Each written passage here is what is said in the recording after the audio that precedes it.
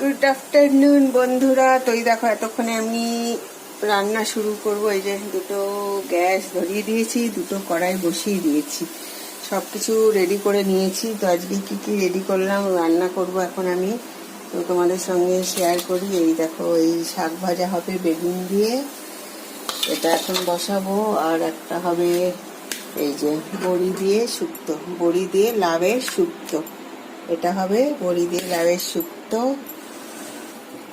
আর হবে হচ্ছে পটল চিংড়ি, যে পটল আলু পটল পেঁয়াজ সব এখানে রেডি করে নিয়েছি। এই যে চিংড়ি মাছ হবে আজকে।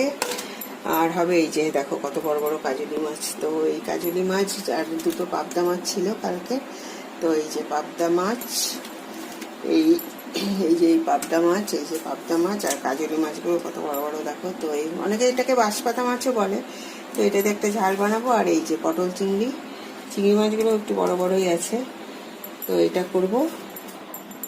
এই হচ্ছে আজকে আমার আইটেম। এখানে পুদিনার চাটনি রেডি হচ্ছে। এই দেখো বাজার থেকে আজকে বেল এনেছে, পাকা পাকা বেলগুলো বেশ ভালো, হলুদ কেমন হবে, মিষ্টি হবে কিনা এখন দেখা যাক।